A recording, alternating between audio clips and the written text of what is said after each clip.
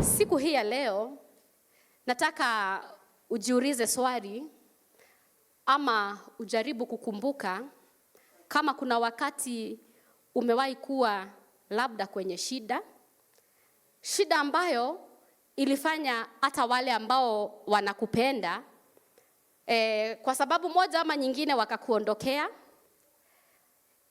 wakati ambapo labda ulikuwa na magonjwa, wakati ambapo labda ulikuwa umeachwa, ama wakati tu kuna kitu ngumu ilikuwa inaendelea kwa maisha yako. Na wakati kama huo haikuangi wakati rahisi, wakati ambapo umewachwa, wakati ambapo umetelekezwa, uko tu kwenye dunia yako peke yako. Hiyo ndio hali ya Paulo katika Timotheo wa pili 2. Mimi nitasoma kuanzia 20 mpaka 22. Lakini alipokuwa akiandika hii barua kwa rafiki yake Timotheo, ilikuwa ni wakati ambapo alikuwa gerezani kule Rome, na ilikuwa ni kipindi kifupi kabla ya kifo chake. Bwana Yesu asifiwe. Na kuwa gerezani huku hii ni mara ya pili kutoka kwa ile ambayo imerekodiwa katika kitabu cha Matendo ya Mitume 28. Hapa tunaona Paulo akipatia Timotheo masharti na wito kuu kwa ajili ya kuendeleza injili hata kama nyakati zenyewe haziruhusu. Bwana Yesu asifiwe. Hapa hivi watu wengi wametelekeza ama wamemwacha Paulo wakati yuko gerezani. Labda kwa sababu wakati mtu ako gerezani, hata hizi gereza zetu za hapa Kenya, mtu huwa peke yake. Sababu ni wewe ulifanya makosa ambayo inafaa nini? Inafaa gereza. The same way Paulo yuko gerezani na yuko peke yake. Wengine wamemwacha sababu wameenda kwenye mission, wameenda kuendeleza injili. Sasa kiongozi wao wameshikwa na lazima injili ingefanya nini? Ingeendelea. Na hapo sasa ndio Paulo anakumbuka rafiki wake wa karibu, mtoto wake wa kiroho Timotheo. Anakumbuka vile ambavyo walikuwa na nyakati nzuri wakati ambapo alikuwa kwenye uhuru. Anakumbuka vile ambavyo Timotheo ni mkweli. Anakumbuka vile ambavyo Timotheo anajitoa kwa ajili ya kazi ya Mungu. Na haswa anakumbuka vile ambavyo Timotheo anaendeleza kazi ya injili. Paulo hata kama atakufa hivi karibuni, anaandika hii ikiwa kama barua yake ya mwisho kwa rafiki yake Timotheo. Anaandika ikiwa kama ile tunasemanga ni will, ile ambayo watu wanaandikanga.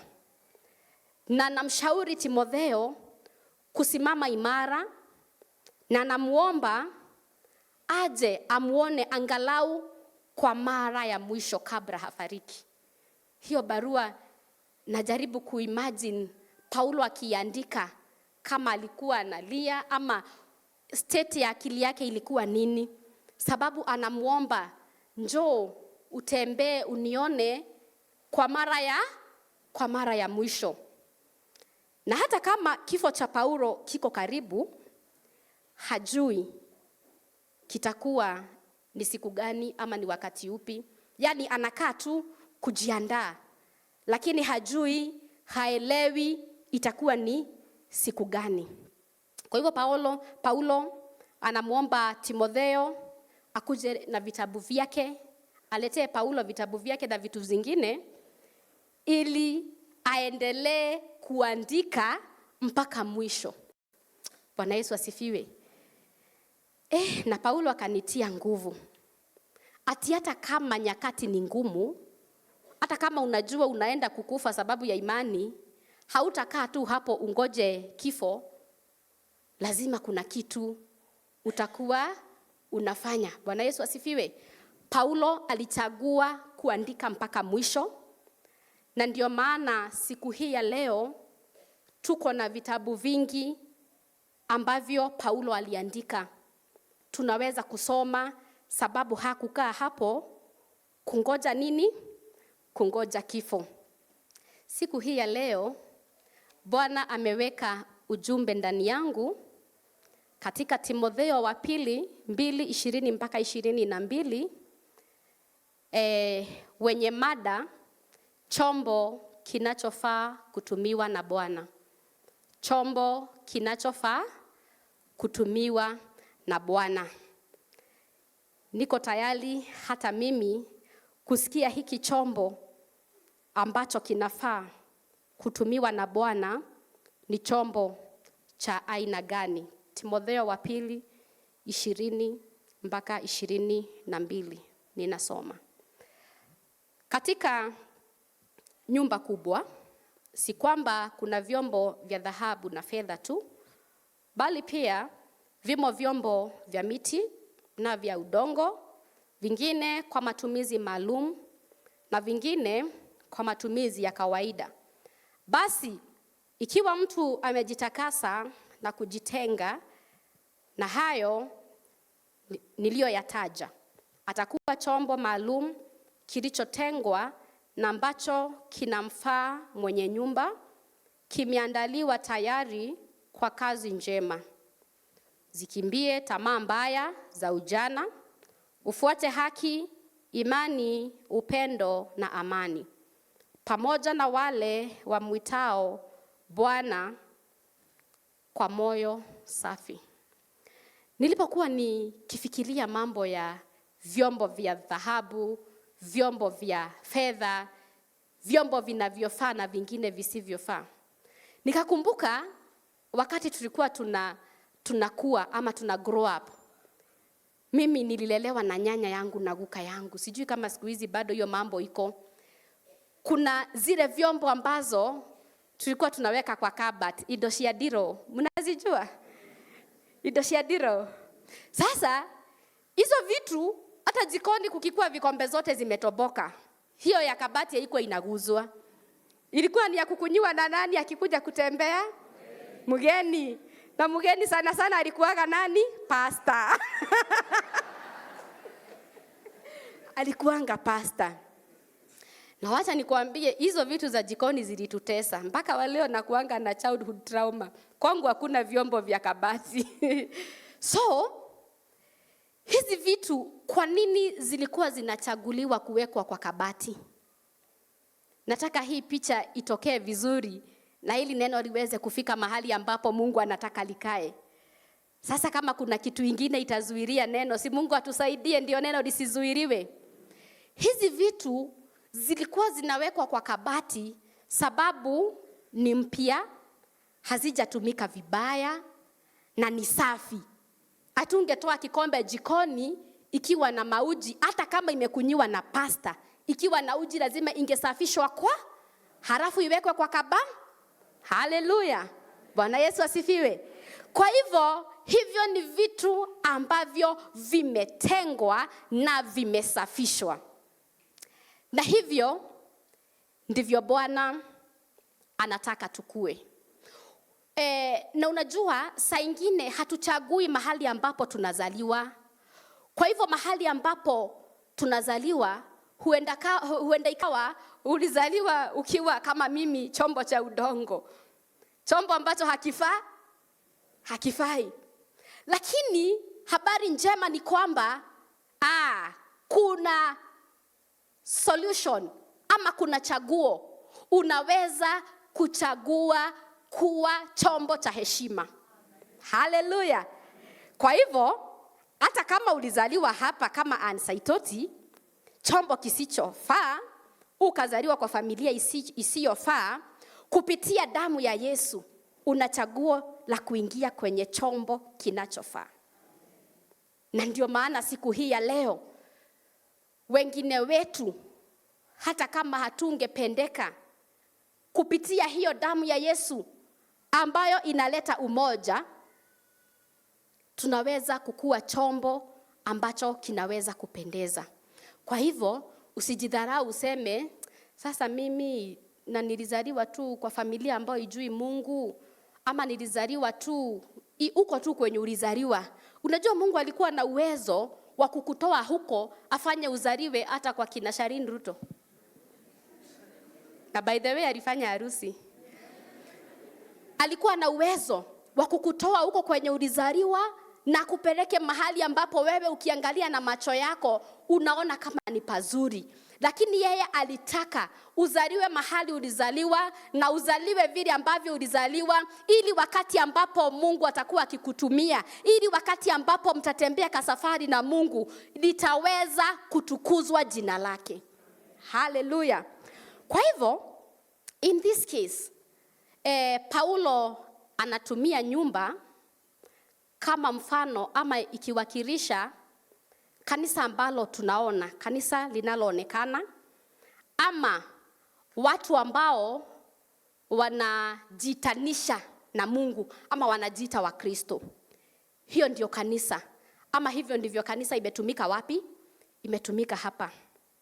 Na Paulo analinganisha vitu vya gari kwa matumizi bora na vitu tu zingine hivyo za kawaida tu kwa kazi tu yeyote. Yani kitu tu ya kawaida inaweza tumika tu kwa kazi yeyote. Na pia kuna chaguo la kujitakasa, na mtu anakuwa mtu wa kuheshimika na chombo kinachofaa kwa ajili ya kazi bora ya Bwana wake.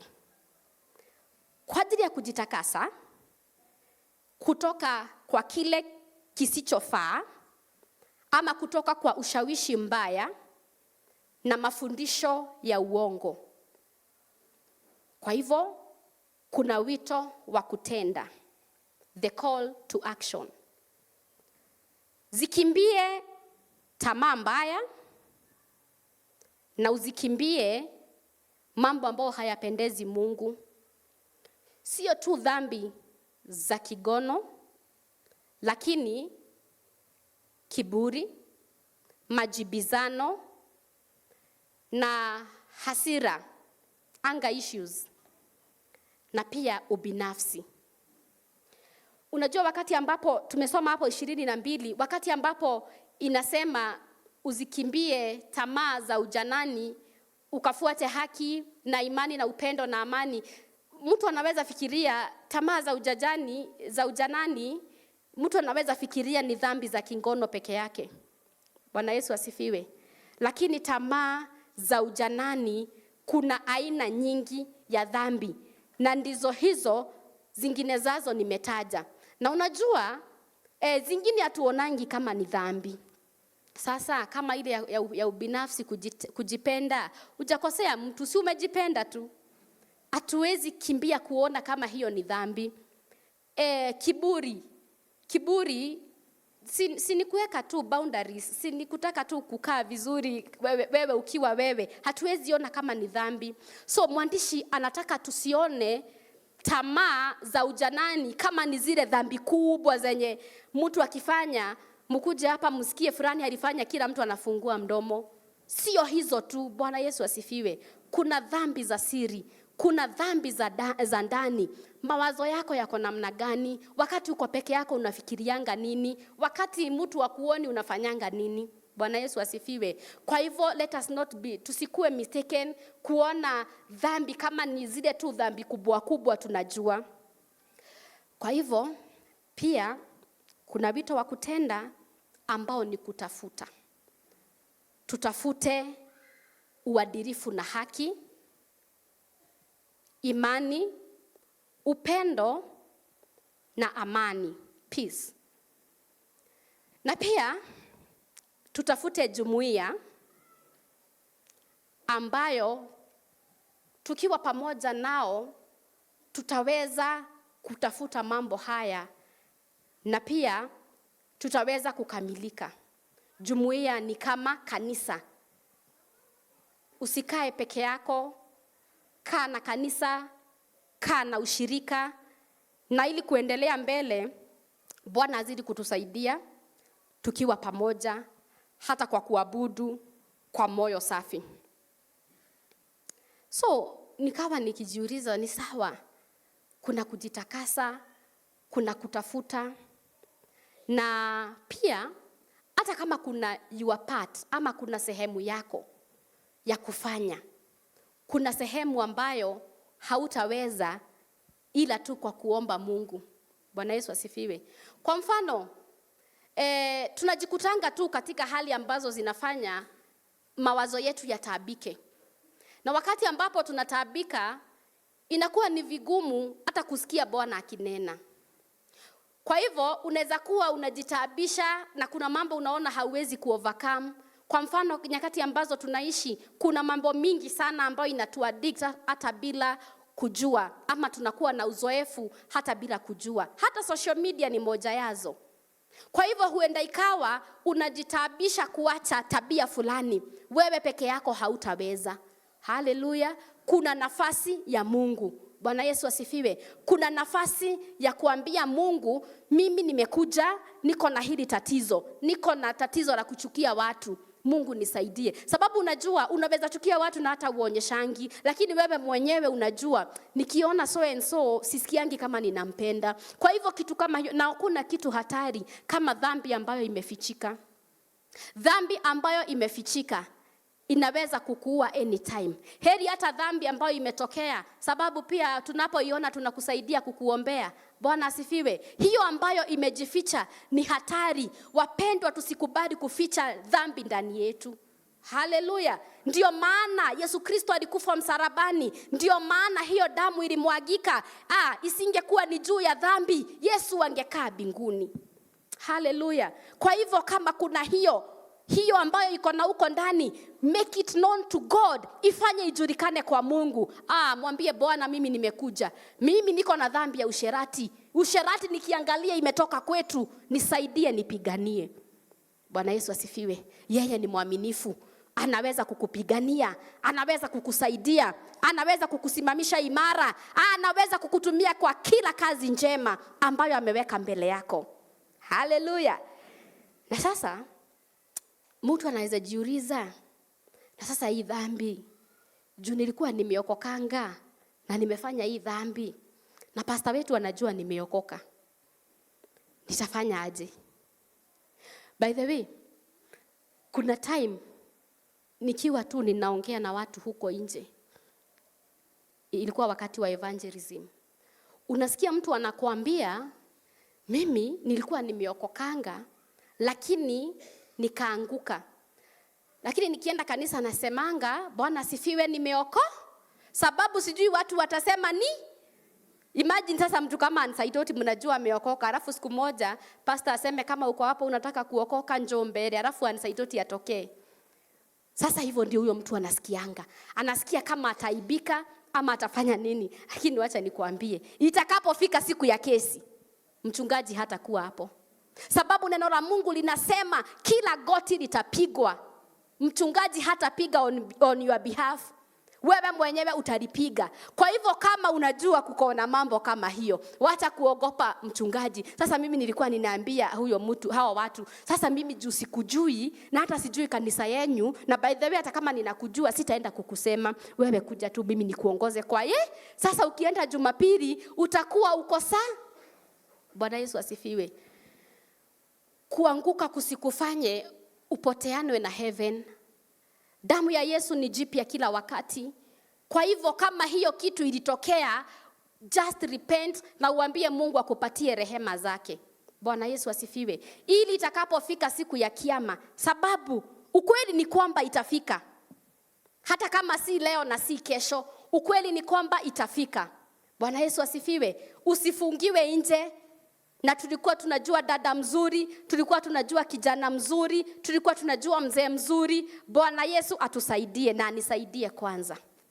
Haleluya. Singependa kufanya kazi ngumu ambayo haina mshahara. Singependa nikae hapa nikijinyima mambo ambayo ulimwengu inafanya, na tukiangalia kwa macho tunaona kama wanaenjoy maisha kutushinda, halafu ifike siku ya mwisho mimi nikose uzima wa milele. Heri niwache mapema niende basi huko. Bwana asifiwe. Lakini sababu tulichagua huku na huku hatutoki, si tukae vizuri vile Bwana anapenda, si Bwana atusaidie, sababu hata si kwa nguvu zetu, zingine tunahitaji tu rehema. Bwana Yesu asifiwe. Kwa hivyo kuanzia sasa na kuendelea, ninasikia kuinua ombi mbele za Bwana. Mimi nikuwe mmoja wa wale ambao siku ya mwisho ikifika, kusikue na kameni kusikue na dosari ambayo itaweza kunifunga ama kunizuilia ama kufanya mimi nisifike mbinguni. Bwana Yesu asifiwe. Haleluya. Na unajua Mungu atatusaidia, sababu anaangalia na anatazama ndani ya mioyo yetu, na naona tamanio la mioyo yetu. Bwana Yesu asifiwe. Akiona tamanio la mioyo yetu, hata hizo mambo ambazo tumejaribu kuacha tumeshindwa, utakuwa tu ukishindwa. Na kwa nini siku hizi sisikii kufanya ile kitu nilikuwa nafanya? Ni sababu Bwana atakuwa amechukua usukani. Wale ambao wamesahau, tunasoma Timotheo wa pili 2:20 mpaka 21. Na tumesema kichwa cha ujumbe ni nini? Waidhaka?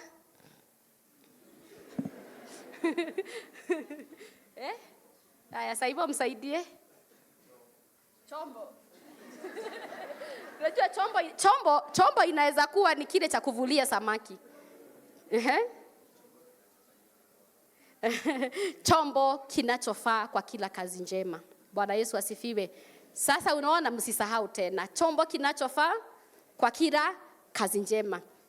Na nikawa nikijiuliza, sasa hili neno linaweza kutusaidiaje kwa maisha yetu ya leo, in this era, practical application ama matumizi ya kivitendo.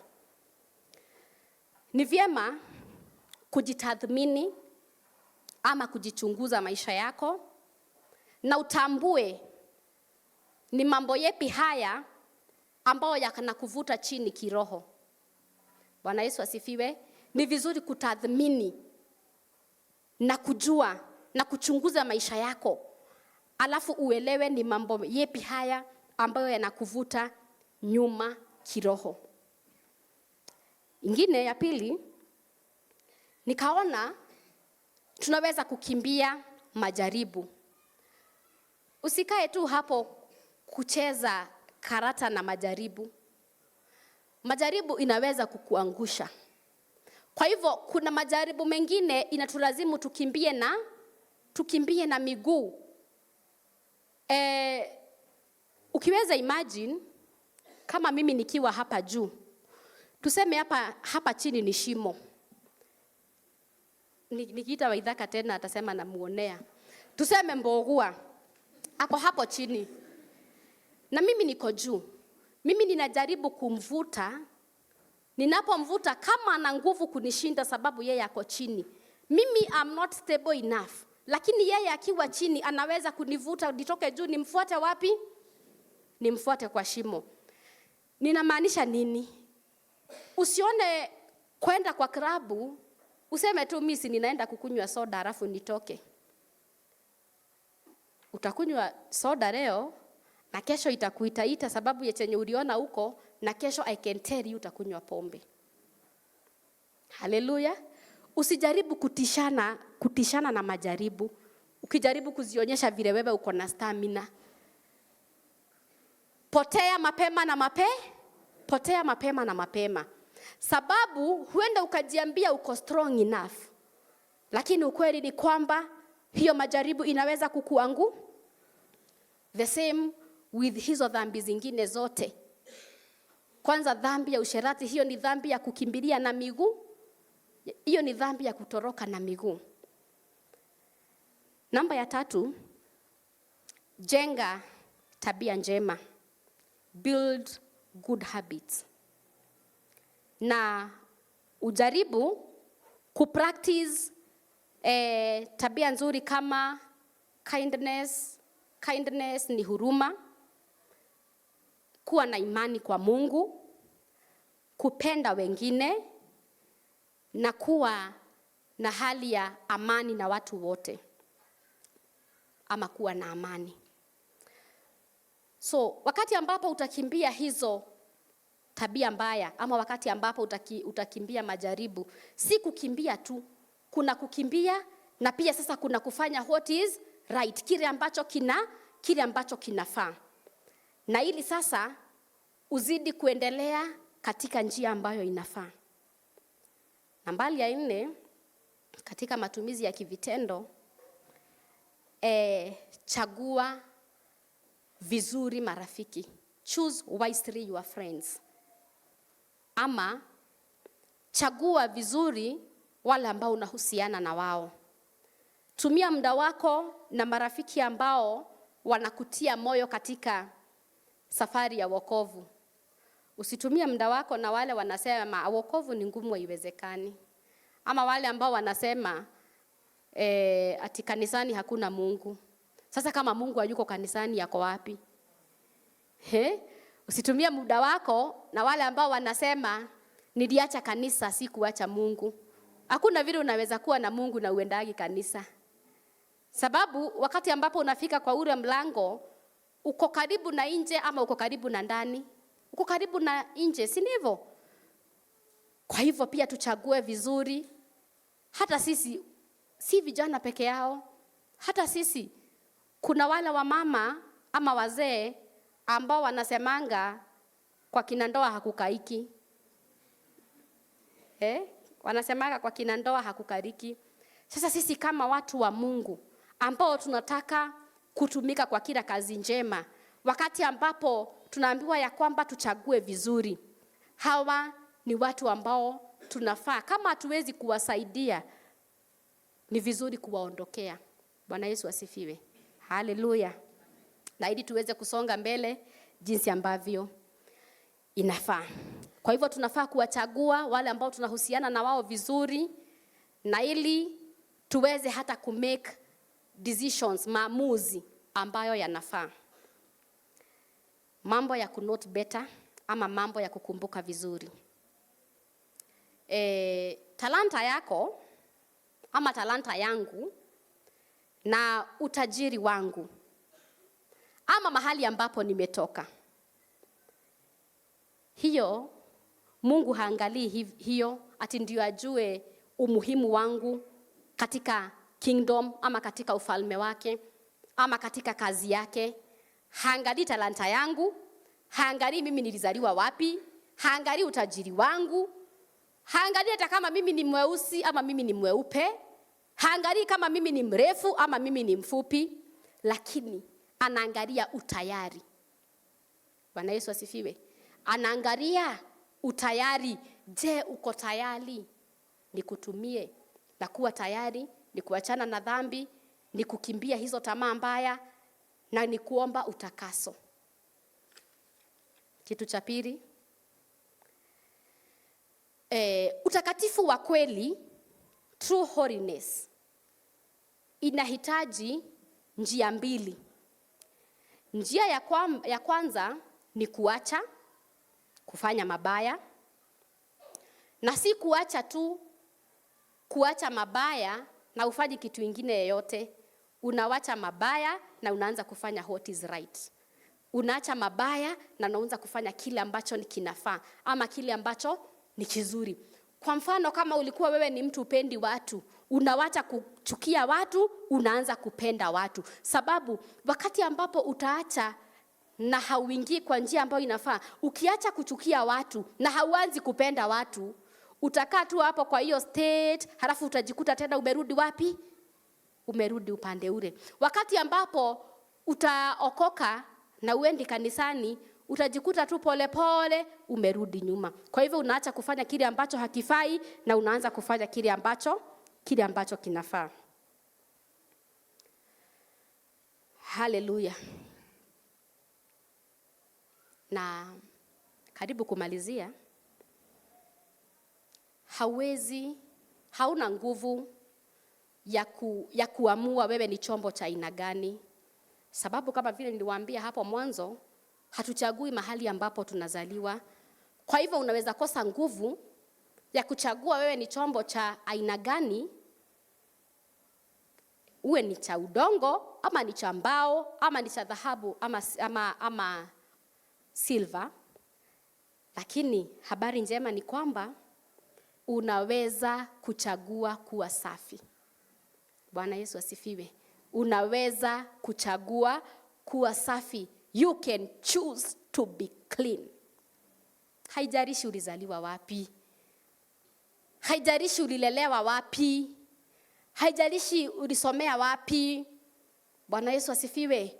Unaweza kuchagua kuwa safi. Sababu ya damu ya Yesu. Wakati damu ya Yesu ilimwagika, ilikuja kuleta hope to the hopeless. Ilikuja kuleta tumaini kwa wale ambao hawana tumaini. Ilikuja kuleta uhuru. Kwa hivyo, hata kama umefungwa kwenye dhambi, hata kama umefungwa wapi, hata kama umeingia shimo lipi, hiyo damu ya Yesu ni mpya kila wakati. Hata leo inatiririka, inaweza kukuosha na kuwa safi. Mnajua sasa tatizo ni wakati ninasimama hapa, ninajaribu nisishout sababu our reverend huwa shout. Sasa kuna vile tu ninasikia lakini ninashukuru Mungu sababu siku ya Tuesday alitupea wakati wa kushout huko kwa evangelism. Lakini wacha niwaambie, unajua tunafikirianga ni huko Turukana watu hawajui Mungu. Hata na hapa Jawadho.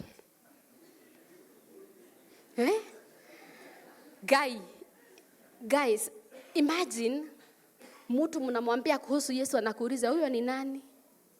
Na ako very, sijui niseme ni innocent ama ni rude, ama ako very rude. Lakini tunashukuru Bwana sababu hata hivyo kuna wale aliokoa. Bwana Yesu asifiwe. Kwa hivyo sasa hata kama leo najaribu kujifanya venye mimi ni mpole, najua ipo siku ya kushout. Kwa hivyo unaweza kuchagua kuwa safi. Na mimi siku hii ya leo nikitoka hapa, ninaomba Bwana sababu nimechagua kuwa safi, anifanye kuwa safi. Tena ni vizuri kujiuliza nini hiki kinanikalia, inafanya Mungu asinitumie jinsi ambavyo angependa. Ni nini hiki nimejifichia? Sana ni dhambi ya siri, ama ni tabia ambayo ni ya kisiri, tabia ambayo unafanyaga ukiwa peke yako. Huenda ikawa ni moyo ambao hauna msamaha, hauwezi kusamehea watu. Unasemanga ni mimi alifanya hivyo ataniona. Ama huenda ikawa ni mahusiano ambayo sio mazuri. Kama ni hizo mambo zote, ni vizuri kuambia Mungu na uitambue, ni vizuri kuitambua. Ambia Mungu hiki na hiki na hiki nasikia kimenikalia na ninashindwa kuserve purpose yako. Tukishafanya hivyo, ni vizuri kutubu na kuambia Mungu aoshe moyo wako kupitia kwa neema ya Bwana wetu Yesu Kristo. Halafu sasa uingie kwenye kazi ya kipekee ambayo Mungu amekuwekea, ama kusudi la Mungu. Ukisha tubu, ingia kwenye kusudi la Mungu, fanya kazi ambayo Bwana amekuandalia. Sababu neno la Mungu linasema ya kwamba kazi ni nyingi shambani mwa Bwana, lakini watenda kazi ni wachache. Kama hivyo venye nimewaambia, maybe nilisikia youth mwingine akiniambia singe imagine at within our neighborhood kuna watu ambao hawajuani na Kristo, na sisi tuko hapa. Inaonyeshana sisi tumefail. Tumekosa kufanya pati yetu kama watu wa Mungu kufanya Kristo ajulikane na watu wote. Kwa hivyo Bwana Yesu atusaidie. Ningependa uchukue dakika 2. Ambia Bwana hiyo mambo ambayo unaona yanakulemea. Ambia Bwana nitakase. Ambia Bwana ninatubu. Nimekosa kuwa msafi. Nimekosa kukufurahisha. Nimekosa kuhubiri injili.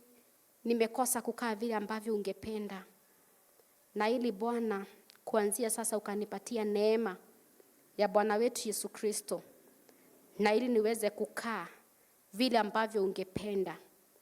Na niweze kuingia katika kusudi lako. Na ili ni serve ama nitumikie kusudi lako katika maisha yangu.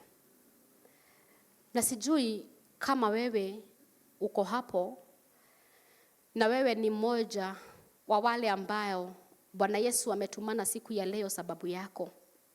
Ametumana sababu anakupenda. Ametumana sababu hajamaliza na wewe. Na ukweli ni kwamba mbinguni iko na jehanamu iko. Na amekupatia siku hii ya leo uchague. Ungependa jehanamu ama ungependa mbinguni. Kwa hivyo kama uko hapa, labda umekuwa ukienda kanisani na haujaokoka, ama uliokokanga kitambo alafu ukafika mahali ukabackslide. Ningependa mahali huko uinue mkono wako na ili tukuongoze kwa Yesu ama tukuombee urejesho kwa Yesu. Kama uko hapo na hujawahi patia Yesu maisha yako ama ulimpatia halafu ukaanguka, inua mkono wako. Inua mkono wako vizuri. Kuna moja nimeona pale juu. Inua mkono. Sawa sawa. Wacheni tuombe. Mwenyezi Mungu, katika jina la Bwana wetu Yesu Kristo, nasema ni asanti sababu ya vile ambavyo umenena na mioyo yetu. Kuna mambo ambayo tumeona ambayo yamefichika kwa maisha yetu ambayo yanafanya tusikae kadri ilivyo mapenzi yako. Na sisi tumekuja kwenye kiti chako cha rehema, tukiomba rehema zako, tukiomba ewe Bwana ukatusaidie, ewe Bwana ukatusafi, na ili tuweze kuingia kwenye kusudi lako. Tunajikabidhi mikononi mwako. Tumetambua ya kwamba hatutaweza peke yetu. Tumetambua ya kwamba hata mahali ambapo tumezaliwa saa ingine ina dictate sisi ni watu wa aina gani. Lakini tunasema ni asanti sababu kuna tumaini ya kutufanya tuwe safi. Tunasema ni asanti sababu ya damu ya Yesu ambayo inaweza kutusafisha hata siku hii ya leo. Tumekuja kuomba kusafishwa. Na pia Mwenyezi Mungu, tumekuja kujikabidhi kwako ili ukaweze kututumia kwa kila kazi njema. Na ili tuweze kufikisha injili mahali ambapo haijafika, na ili Mwenyezi Mungu tuweze kuishi kadri ilivyo mapenzi yako. Asante sababu wewe ni mwema. Kwa jina la Bwana wetu Yesu Kristo tunaomba na hata kuamini. Amen. Tupigie Bwana makofi. Haleluya, haleluya.